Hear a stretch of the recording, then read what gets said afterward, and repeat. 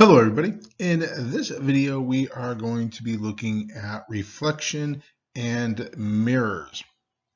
So we are going to start our study of optics. Again, it's going to be somewhat slightly abbreviated because we are going to be a little bit tight of time because they want us to finish up with all of our new learning by as close to June 5th as possible, so we can give you our final test by the end of the week on June 12th. And we are going to have our test. Right now, as I record this on May 27th, I'm looking at June 11th or 12th for our final test. As you know, there are no final exams this year, so that should be a little bit of a weight off of your shoulders. But let's start talking about optics, and we are going to be using something called ray approximation, because we need to represent beams of light that are traveling from one place to another, or from a source to another surface or boundary between surfaces or things like that. So there's a couple of things that we need to understand about light, or a couple of assumptions that we need to make about light. First assumption that we are going to make about light is that light is going to travel in a straight line path in a homogeneous medium, which means that if it's traveling in one thing, like if light is traveling in air, it's going to move in a straight line. If it's traveling in glass, it's going to move within that glass within a straight line. If it encounters a boundary between two mediums, say between air and glass, and that could be an example of something like, light shining through your window, then there will be some refraction and reflection of the light. But if it's in the same medium, it's always going to travel in a straight line. So we are going to call a ray of light, we are going to use basically an imaginary line or an arrow, just showing the direction the light is traveling. We can't see light. Actually, it's the only thing we can see, but we can't really perceive it by itself. We can perceive its effect on other things, but we can't perceive light itself. So it can be kind of tricky to imagine which way light is traveling. So we're going to use rays, which are basically just arrows, and draw arrows to represent the direction that light is traveling in. Let's talk about reflection, exactly what reflection is. If we have a ray of light that is traveling through some medium, say there's a ray of light that's bounced off of my skin and it's traveling towards the mirror in my house, the ray of light that's going from my skin to the mirror is what we call the incident ray. And that's going to be traveling in a medium, hopefully air. Hopefully there's still air in my house. So the incident ray is going to be traveling toward a surface or a boundary between the first medium, or the medium that it's traveling in, and another medium. When it hits that or reaches that second medium, part of that incident ray is going to be reflected back into the first medium. It's going to be bounced back or deflected backward back into the first medium. So if we're looking in a mirror, there is a ray of light that is going from your face to the mirror. When that ray of light hits the boundary between the air and the mirror, it's going to be reflected back towards you, or back into the original medium. So we have the incident ray and the reflected ray. There are two types of reflection. The first type of reflection is called specular reflection. Now, specular reflection is light that reflects off of a smooth surface, something similar that happens in a mirror.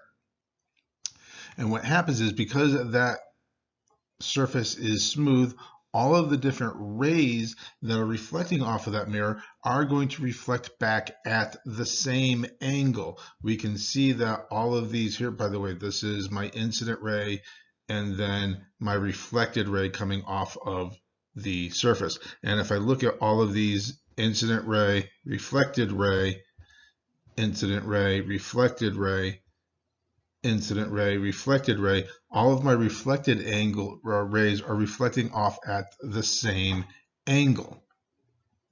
So most of the reflection that we're going to be dealing with, especially when we get into the math and the problems in this, is going to be specular reflection.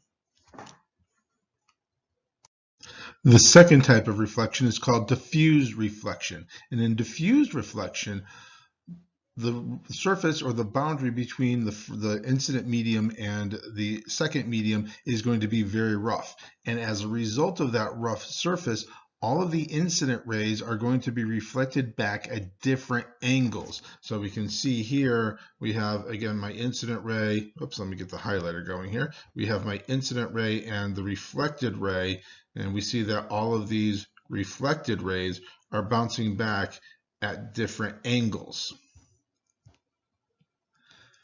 That's what we call diffused reflection. Now, diffused reflection is the reason why it's easy to see the road at night. And if you've ever driven at night and if it's raining out or if the road is wet, sometimes there's a little bit more glare. The reason for that is because the road surface itself is very rough. And when there's water on the road, the water fills in all the little nooks and crannies in the road surface and actually makes the surface very smooth. So if there's an oncoming car, the headlights of that oncoming car on a wet road are all going to be bouncing back or reflecting off of the road at the same angle and coming straight into your eyes and causing the glare. If the road is dry, all the incident rays coming off the headlights of the oncoming car are going to bounce back or reflect at different angles, and you're not going to get that glare. It's going to be diffused. It's the same reason why when you look in a mirror, you see a reflection of yourself, because the surface of the mirror is very smooth, so all of the incident rays coming off of your face are going to be reflected back at the same angle, and you're going to see a nice sharp image of yourself. And the reason why you don't see a reflection or an image of yourself when you look at the wall is because the surface of the wall is very rough, at least on a microscopic level. So all of the incident rays that are coming off your face when they hit the wall are going to reflect back at different angles, which is, again, why you can't see yourself when you look at the wall. And I bet you've always wondered that. You've always wondered, why don't I see myself when I look at the wall? Geez, I wish I knew. Well, now you do. Next, I want to explain the law of reflection. And before we can get into the law of reflection, I have to explain normal. I'm going to tell you what normal is. Listen, I've explained a lot of things for you guys. We know how doors work. We know how walking works. Now I'm going to explain normal to you guys. Now you might be saying, dude, you're not qualified to explain normal.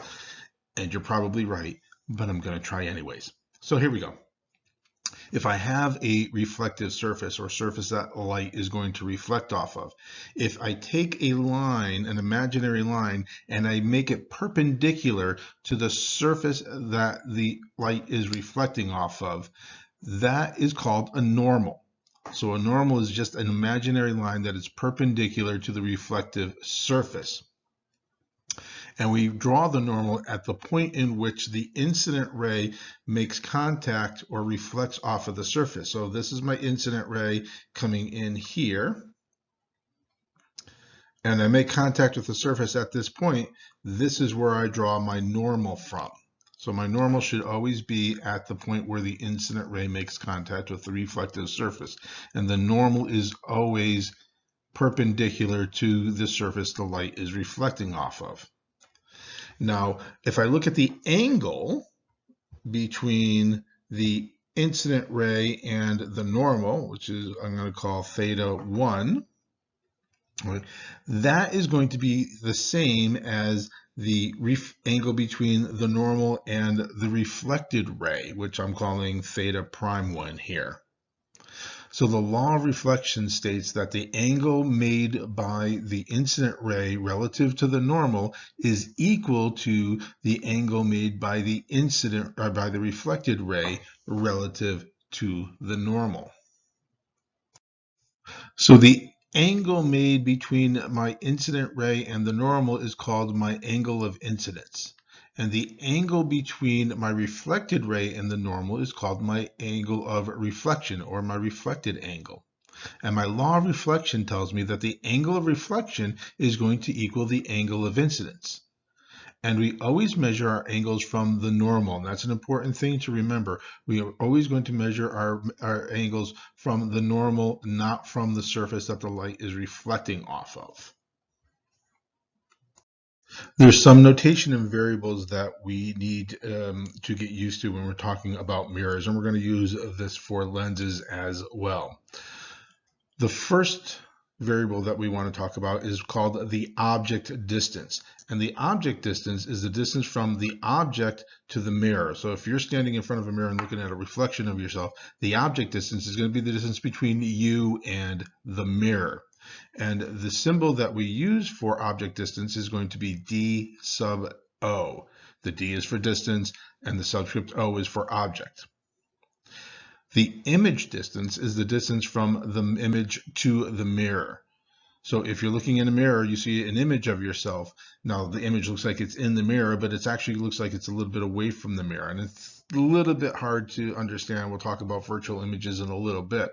But the image distance is how far the image appears to be away from the mirror. And the image is actually the point at which all of the reflected rays intersect or appear to originate from. Now again, we'll talk about what that means in a little bit. But for now, what I want you to know is that the image distance is, or the symbol that we use for image distance is going to be d sub I. Again, d is for distance, I is the subscript I is for image. The lateral magnification of a mirror is the ratio between the image height and the object height. So what's the ratio between the object, how tall is the object, and how tall does the image appear to be? Now for a regular flat mirror like you have in your house hanging on the wall, that's going to be 1, because if you look in the mirror, you're the same height as you are when you look as you really are. But if you have a curved mirror, which again we'll look at in a little bit, the image might be bigger or smaller than the actual size of the object. So there might be some magnification for that. So the symbol that we use for magnification is going to be a capital M. And again, that is the ratio of the image height to the object height. There are a couple of different types of images that can be made from mirrors. What we call a real image is an image in which the reflected rays of light actually pass through the point in space where the image appears to be. Again, that can sound kind of confusing when we start drawing diagrams in a little bit. Hopefully that'll clear it up. But a real image, or the definition of a real image, is one in which the reflected rays of light will actually pass through the point in space where the image appears to be. A virtual image is an image in which the reflected rays of light do not pass through the point in space where the image appears to be. So the reflected rays don't actually pass through the image. Actually, in a virtual image, that image is where the reflected rays of light appear to be coming from. Another difference between real and virtual images is that real images can be displayed on screens. Virtual images cannot be displayed on screens. If we want to know if an image made by a mirror is real or virtual, or where that image is located, what we need to do is be able to draw rays of light. We need to be able to draw incident rays of light and the reflected rays that come off of the mirror. And that's what the next part of this lesson is going to be about: how to draw rays and how to represent rays of light, both incident rays and reflected rays. And in order to find the image made by a mirror, we need a minimum of 2 different rays. And I'm going to show you how to draw 3 different rays, but we need a minimum of 2. I'm going to show you how to draw 3. Let's start with the simplest type of mirror, which is a flat mirror. We also call these plane mirrors, P-L-A-N-E mirrors, not P-L-A-I-N. It's P-L-A-N-E. I don't want you guys to go crying to your parents. Mr. Tiesler said I look plain in a mirror. I don't want to get those emails. That's not what I'm saying. I'm saying P-L-A-N-E. So a plane mirror, if I have a ray, first thing I want to do, now there's going to be multiple rays coming off an object. The darker arrow here is the object, and the yellow arrow over here is the image that is formed by this mirror. So if I look at my first ray on the top here, the one that is shown in red, this ray comes from, and by the way, just as a quick note, we're always going to represent our objects as arrows. It's just easier, and we're going to be able to tell how things are oriented, things like that. So we're going to keep this really simple, and our objects are always going to be arrows. So if you look at this object and the image that's going to be formed by it, if I have a ray of light that comes from the tip of the arrow, and another tip is that we are always going to draw our rays from the tip of our arrows. So if I take a ray and I go from the tip of the arrow, come on, my pen is not behaving here, and I strike the mirror perpendicular, according to my law of reflection, this ray is going to reflect back on itself, because as it goes toward the mirror, according to that's supposed to be a straight line, sorry. as it goes towards the mirror, if my angle of reflection is 0, and remember, if it strikes the mirror perpendicular, I always measure my angles from the normal, which is perpendicular to the surface of the mirror. So if my ray is perpendicular to the mirror, the angle to the normal is going to be 0. That means my angle of reflection is going to be 0. Essentially, that means that the ray of light is going to bounce back in the exact same direction that it came from. So it's going to reflect back on itself. So if you look at this red ray up on top, it's going to bounce off of the mirror. Now remember, this is a mirror. Light doesn't travel through the mirror. It bounces off of the mirror. So my first ray is going to strike the angle at 90 degrees. And according to my law of reflection, it's going to bounce back on itself. My second ray, which is this blue one here, is going to come down, and again, sorry, I'm not paying attention to whether or not I have the highlighter or the pen out, but if it comes down here and it strikes the mirror at this angle, and this is my angle of incidence, right, the angle between my incident ray and the normal, it's going to reflect off in this direction, and that's my reflection. Angle of reflection is going to equal my angle of incidence. If I take my two reflected rays, now I have, let me just clean this up a little bit here. I have two reflected rays here. I have the blue reflected ray, which is coming down here, going in that direction, and I have my red reflected ray, which is going off in that direction. They're never going to intersect. You can see that the angle, as they get further away from the mirror, the angle between them, or the distance between them, is going to increase. But if I draw imaginary lines back behind the mirror, so if I trace each of the reflected rays, and I'm doing this with the reflected rays, back behind the mirror, the point at which these two reflected rays intersect is where my image is located. So I have my first ray, the red ray here, which is the reflected rays going off the mirror, bouncing back to the left. I'm taking that reflected ray and I am just tracing it back in this direction. And I am doing the same thing for this blue ray right here. And as it goes back behind the mirror, where those two rays intersect is where my image is located. Let's look at a couple of properties of the images that are formed in flat mirrors. The image is always going to appear behind the mirror. So the image is actually as far away from the mirror as you are, but it's just behind the mirror, or it appears to be behind the mirror. So the distance from the object to the mirror is going to equal the distance from the image to the mirror. So the object distance, which is d sub o, is going to be equal to the image distance, which is d sub I. In a flat mirror, the image is not magnified. The image height is the same as the object height, so the magnification is 1, because remember that the magnification is the ratio between the image height and the object height. So if they're both the same, if I put them over each other, the ratio is 1. The image on a flat mirror is virtual. Remember, the image appears behind the mirror, but light rays don't travel through the mirror, they bounce off of the mirror. So the reflected rays don't actually pass through that point in space where the image appears to be, because the image is appearing behind the mirror. So that makes the image virtual. The image is upright. When you look in the mirror, you're not upside down. So the image that's created from a flat mirror is upright. And there is an apparent left-right reversal in a mirror, but that's actually not the case. The image is not reversed from left to right. What's happening is you're changing your perspective from what you're viewing. You're viewing something from this side, and then you're going to be going from it from that side. And if anybody's really curious about that, let me know. I can point you to some pretty cool YouTube videos that explain that.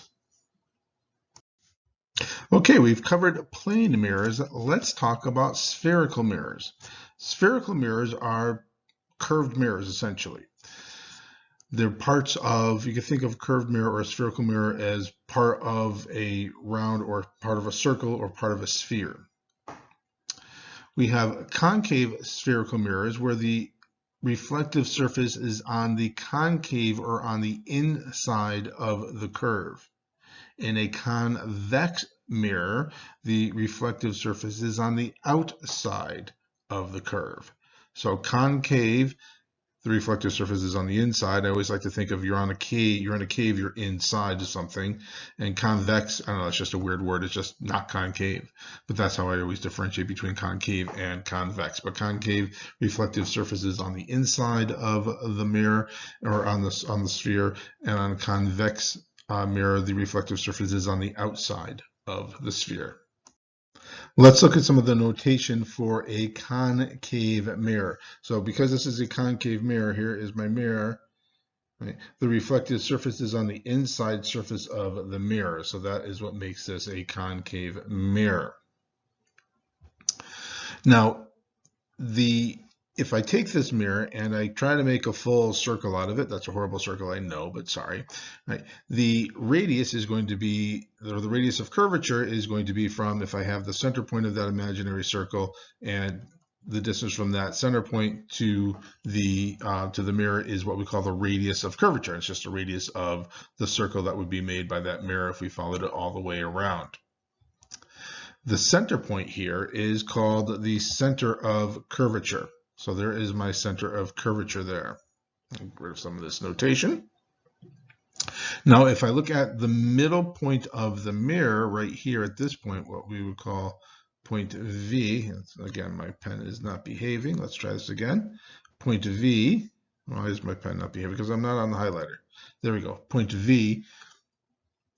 That is the center point of the mirror. And if I draw a line from the center of curvature to the center point of the mirror, this line is called the principal axis of the mirror. And the principal axis is important because we are always going to draw our objects from the principal axis, or we're always going to draw our objects as if they were resting on the principal axis. So we're actually, again, same thing for our images too. So our objects and images will always be drawn from this principal axis, which just goes from the center point of the mirror to the center of curvature on the mirror. Now we can use some pretty simple geometry to show the magnification of the image. And I know the magnification of an image is equal to the image height divided by the object height. And it's also equal to the image distance divided by the object distance. So how far is the image from the mirror versus how far is the object from the mirror. And just a quick note, the image height here is going to be positive when the image is oriented the same way as the object, but it's going to be negative if it's reversed, in other words, upside down with respect to the object. So if the image appears in the same orientation as the object, the image height is positive. If the image appears upside down compared to the object, then the image height is going to be negative. Now we can also use this equation to compare these two things, and this is actually the form of the equation that you'll probably be using the most of in the next few days. So we can use the ratio of the image height to the object height, and that is equal to the ratio between the image distance and the object distance. We can also use pretty simple geometry to show the relationship between the image distance and the object distance. And the equation for that is the inverse of the image distance plus the inverse of the object distance is equal to 2 divided by the radius of curvature of the mirror. And we call this right here the mirror equation. And I'm actually in a few slides going to show you another form of that. But let's take a look at this diagram. And this diagram can look pretty confusing at first, but let's just break this diagram down. We have our object right here. This is my object. Again, we always represent the objects with an arrow. So this is my object right there. And if I want to look at where the image is going to be, remember I have to trace 2 rays from the object to the mirror, and where the reflected rays intersect is where my my image is going to be. So my first ray is this one that's going to go from the come on, pen. It's going to go from the tip of my arrow. It's going to pass through the center of curvature.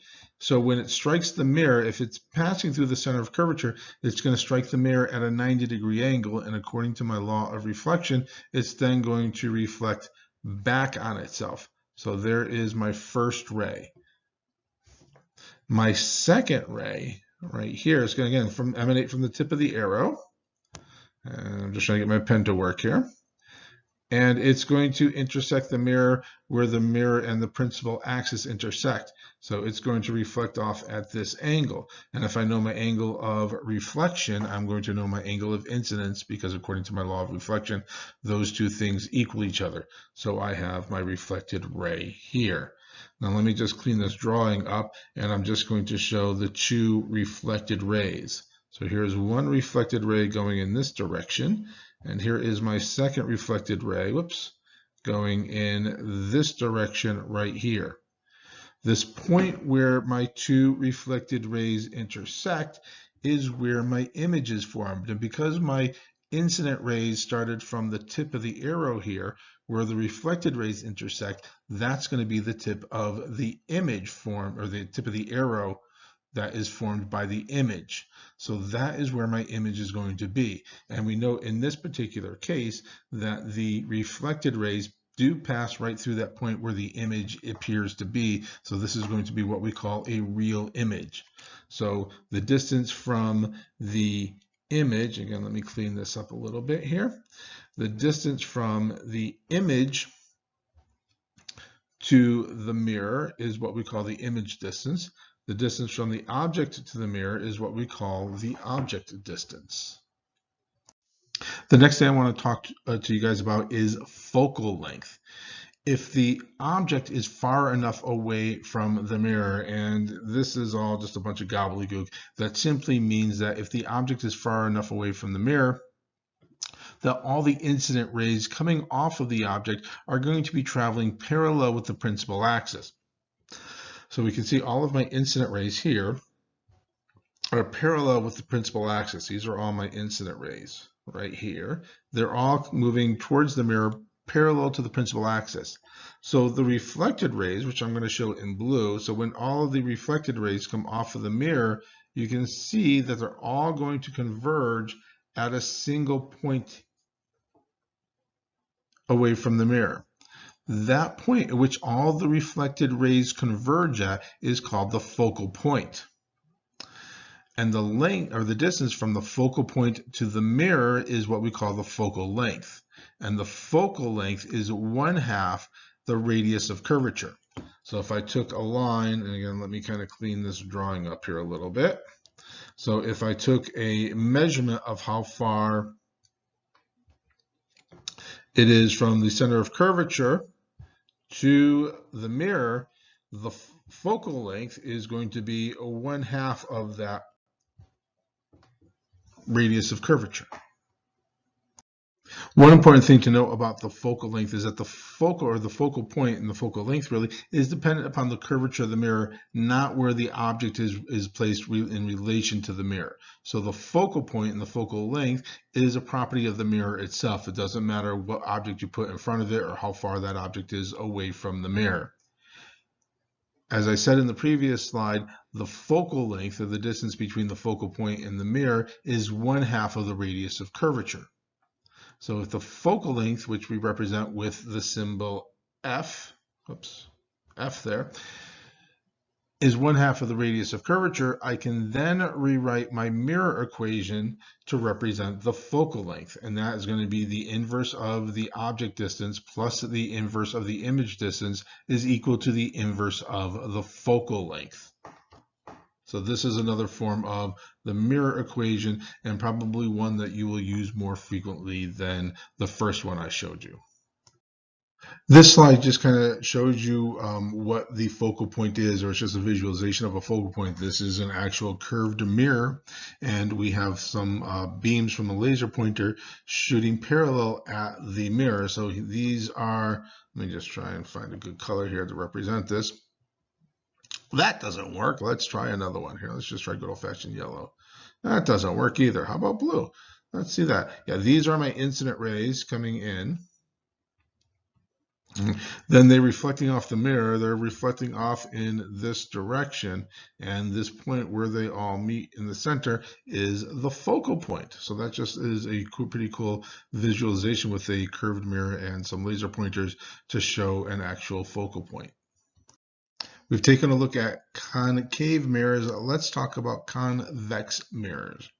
Convex mirrors are sometimes called diverging mirrors because the reflected rays that come off of a convex mirror are always going to be moving away from each other or diverging away from each other, which means that the reflected rays are never going to intersect.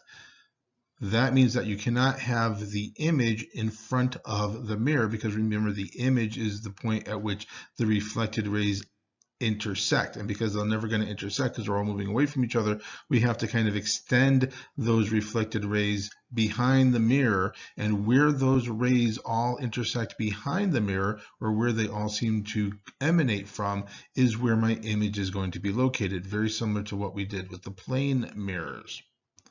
Because the image is always going to be located behind the mirror on a convex mirror, the image for convex mirrors is always going to be virtual. And it's always going to be located at the point at which all the reflected rays seem to be emanating from. And again, in a couple of slides, we're going to look at a diagram of this so you kind of see what I mean. Generally speaking, images that are formed by convex mirrors will always be upright, they will always be virtual, and they will always be smaller than the object. All right, let's take a look at a ray diagram for a convex mirror. And there's a couple of things going on in this that I want to point out. I'm going to show you two rays, and then we're going to talk about how we draw some of these rays. The first ray that I want to point out to you guys is if my incident ray, which is actually, let me start that over here. I'm going to draw my incident ray from the tip of my arrow.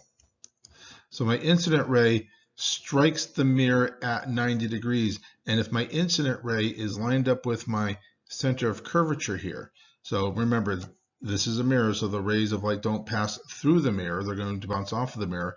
But if I line my incident ray from the tip of the arrow to the center of curvature, then I know that my ray is going to strike the mirror at a 90-degree angle and then reflect back on itself. So that ray is just going to reflect back on itself if it's lined up with the center of curvature. Now the ray can't extend through the mirror to the center of curvature because the mirror is opaque and light doesn't pass through it, but the light is going to reflect off back onto itself. My second ray, my incident ray coming off the tip of my arrow, is going to be parallel with the principal axis. So that is my incident ray, and it is parallel with the principal axis. The reflected ray, if my incident ray is parallel with the principal axis, my reflected ray is going to be in line with my focal point. So we can see that my reflected ray that is bouncing off the mirror here is lined up with the focal point. If I extend my reflected ray behind the mirror, it will pass through the focal point. So, and again, let me just kind of clean this up a little bit here. So I'm just going to redraw my two reflected rays. Here's one reflected ray. And here is my second. Well, let me do that in a different color. Sorry, guys. Let me do that back in yellow, which is what I think I did there. So these are my two reflected rays, and we can see that they're diverging away from each other. They're getting farther apart from each other as we get further and further away from the mirror. So those two reflected rays are never going to intersect with each other. So what we have to do then is we have to take my reflected rays and we have to draw imaginary lines behind the mirror, and we kind of have to just extend them. Let me see what good color that works here. Extend them behind the mirror. So I'll do that for that ray, and we'll do green for this ray. And when we extend those reflected rays behind the mirror, this point where they seem to intersect is where my image is going to be located.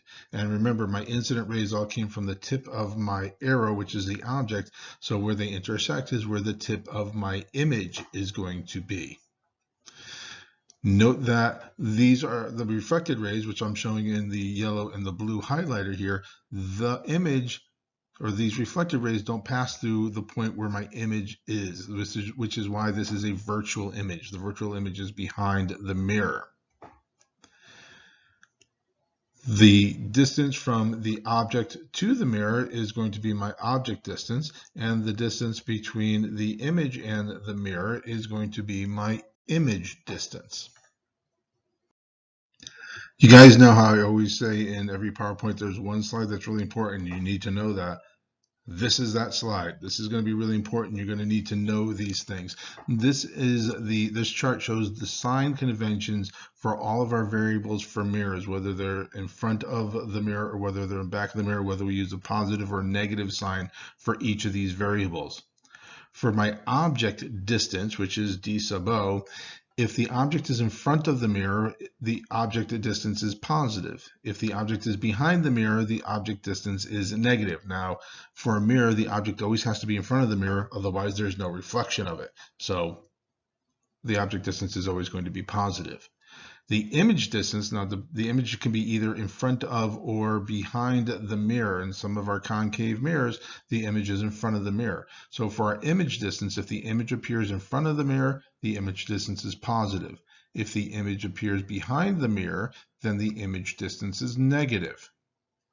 Same thing for the focal length. Now, plane mirrors don't have a focal length because they're not curved. Concave mirrors, the focal length is in front of, or the focal point is in front of the mirror. So for a concave mirror, the focal length is going to be positive.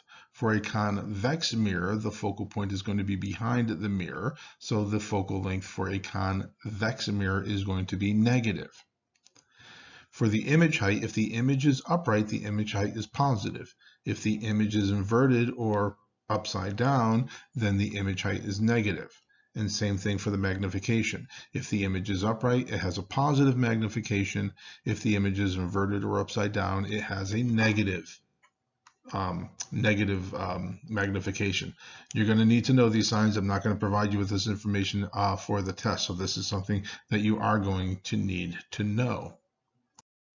I'm going to want to use the next couple of slides to talk about ray diagrams. Ray diagrams are how we determine where an image is located in respect to a mirror. It also tells us the size of the image, whether it is reduced or enlarged, whether it is upright or inverted, whether it is real or virtual. So ray diagrams are very important. And I said before that you need at least 2 rays to determine where an image is going to be located on a mirror. I'm going to show you how to draw 3 rays.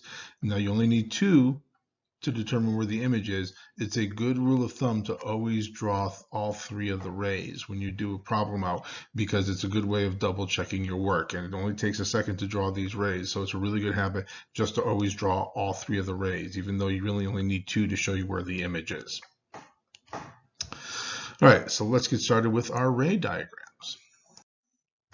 The first type of ray diagram I want to show you is for a concave mirror where the object distance is greater than the radius of curvature.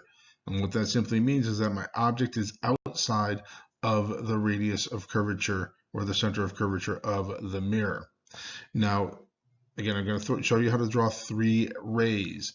We always start drawing our incident rays from the tip of our arrow. We always represent our objects with arrows, and we always draw our incident rays from the tip of the arrow.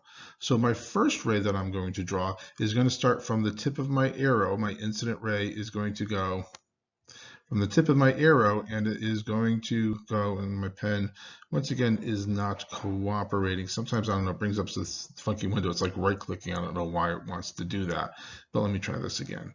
So I'm going to start from the tip of the arrow, and my incident ray, see, I'm getting my diagram there again, is going to go through the center of curvature. So if I go from the tip of the arrow through the center of curvature, the ray is going to strike the mirror at 90 degrees, and it's going to reflect back on itself. So if I go from the tip of the arrow through the center of curvature, the ray is going to reflect back on itself, and it's going to strike the mirror at 90 degrees. The second ray I want to draw is going to be if my incident ray, which starts from the tip of the arrow, is parallel to the principal axis. So my incident ray is parallel to the principal axis. The reflected ray will go through the focal point. So here's my incident ray going from my arrow to the or parallel with the principal axis. When I strike the mirror, it's going to reflect through the focal point. That is ray number 2. ray number 3, oops, let's try this again. Ray number 3 is if my incident ray starts again at the tip of my arrow, and if my incident ray goes through the focal point, the reflected ray is going to be parallel with the principal axis. So the incident ray goes through the focal point, reflected ray is parallel with the principal axis. If the incident ray is parallel with the principal axis, the reflected ray goes through the focal point. And if my incident ray goes to the center of curvature, then it will reflect back on itself. When I have a, oops, sorry about that, I have a timer here for actually something, well, turn it off, cancel, stop. There we go. It's still going. Why? Why are you still going? Sorry about that, guys. Darn timers. Where was I? Oh yeah, so if we have a concave mirror where the object is outside the center of curvature, then the image is always going to be real, the image will always be inverted, and the image will always be smaller than the object. And if we look at our diagram here, and I'm just going to draw my 3 reflected rays. So here's my first reflected ray right here. Here is my second reflected ray right here. And my third reflected ray right here. So those are my 3 reflected rays. You can see that they all converge at one point right here, and that is where my image is located. And because the reflected rays are actually passing through this point where the image appears to be, that's what makes it a real image. It's upside down with respect to the object, so it's inverted. And it is smaller. Now remember, we always draw our objects in our image from the principal axis. So where the rays intersect is where the tip of the arrow is, and the base of the arrow is always on the principal axis. The second ray diagram I want to draw is for a concave mirror where the object distance is less than the focal length. In other words, the object is inside of the focal length, or inside of the focal point rather. So again, I'm going to draw my 3 rays the exact same way. My first ray, like I did before, has to be lined up with the center of curvature. Now, my incident ray always starts at the tip of the arrow and goes towards the mirror. And because my incident ray is, or my object is inside the focal point, it's also going to be inside the center of curvature. So my incident ray can't actually pass through the center of curvature, but I line it up so that it is in line with the center of curvature. So when I do that, it's going to reflect off of itself or back onto itself and follow that path, and it's always lined up with the center of curvature. My second ray, and I'll get the hang of this soon, don't worry guys. My second ray is if, again, my incident ray can't pass through the focal point, but if I line my incident ray up for the focal point, again, it always starts at the tip of the arrow to the mirror. If my incident ray is lined up with the focal point, then my reflected ray is going to be parallel with the principal axis. And for my third ray, my incident ray is going to be parallel with the principal axis. The reflected ray will go through the focal point. So I'm drawing them the same way as I did before. The incident rays can't actually go through the center of curvature of the focal point, but they line up with them. And if I draw this, so I'm only drawing my reflected rays. So here's one reflected ray right here. Here is my second reflected ray right here. Now remember, this is a mirror, so the rays of light don't actually pass through the mirror. And my third reflected ray is right here. They're diverging away from each other, so those reflected rays are never going to intersect. But if I trace each one of those rays behind the mirror, so this ray is going to go behind the mirror here, my other reflected ray is going to go through here, and my third reflected ray I'm going to trace back behind the mirror here. This point where all 3 of those rays converge is where my image appears to be. And because the image is behind the mirror and the reflected rays don't actually pass through the point in space where the image appears to be, the image is virtual. Now you can notice that the image is also upright. and the image is enlarged or larger than the object. All right, guys, I know this video is getting kind of long, but we only have a couple of slides left. Besides, I think about 10 minutes of this video is me trying to turn off that darn alarm. All right, let's take a look at ray diagrams for convex mirrors. Again, I'm going to draw these three rays the same way as I drew them for the concave mirrors. So we're drawing these the same exact way. My first ray is going to be my incident ray. Again, now on a convex mirror, the center of curvature and the focal point are behind the mirror. So my incident rays, again, can't go through the center of curvature or the focal point, but I can line them up with those 2 points. So my first incident ray, again, starting at the tip of the arrow, is going to be lined up with the center of curvature. And when that one's lined up with the center of curvature, it's going to reflect back on itself. So that's my first ray. The second ray is going to be, if my incident ray is parallel with the principal axis, so my incident ray is parallel with the principal axis, the reflected ray is going to be lined up with the focal point. So my incident ray coming from the tip of the arrow to the mirror, it's going to be parallel with the principal axis. The reflected ray is lined up with the focal point. My third ray, the incident ray is going to be lined up with the focal point. The reflected ray is going to reflect parallel with the principal axis. So in the third ray, my incident ray is in line with the focal point. The reflected ray is parallel with the principal axis. And by the way, good rule of thumb is grab a ruler somewhere from your house or anything with a straight edge, because you're going to need that to be able to draw these lines, and you're going to need to do that for a lot of the homeworks just to get practice at it. And when we take this test on the 11th or 12th of June, you're going to be drawing a lot of straight lines, and you will absolutely need a ruler for that. You will not be doing that freehand because your problems won't come out right. So just get a ruler or something with a straight edge, piece of cardboard, something from a pad of paper, anything that has a straight edge on it. All right, so let's just erase all this. And again, I'm just going to draw my, for some reason, this is not erasing. I don't know why. Let's try this again. Nope, that's not erasing. Don't know why. All right, let's keep going. All right, I'm just going to try and draw my 3 reflected rays. So here is one reflected ray. Here is my second reflected ray. And here is my third reflected ray. And again, if I take each of these rays and I trace them behind the mirror, there's 1, there's 2, and here is 3. This point where they all intersect is where my image appears to be.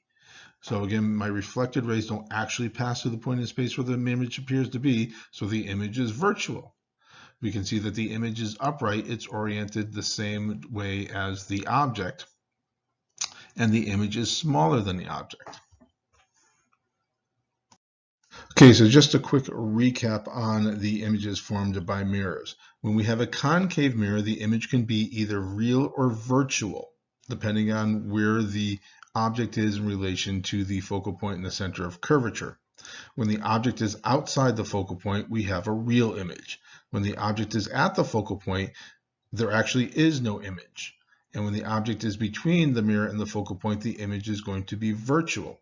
And that's a key point, and I don't think I brought up earlier in this video, but when we have a concave mirror, if the image is located right at the focal point, it actually doesn't form an image in the mirror. It's a pretty cool thing. I have a really cool demonstration that I usually do for that, but we can't do that here. With a convex mirror, the image is always going to be virtual, and it is always going to be upright. And as we increase the distance, or the object distance, or the distance between the object and the mirror, the image is going to get smaller. So that is just a couple of tips for images created by mirrors. So we're going to be practicing this for a few days, and then we're going to be moving on to refraction and lenses. But once again, anything that's not clear about this, any questions you guys have, just let me know. I've kind of discontinued the Google Hangouts because nobody was really needing to access that. I can always start it back up again if you feel like you need the help, or just send me an email directly. Just ask questions. That's the key thing. If you're unsure about anything, just send me an email or ask a question.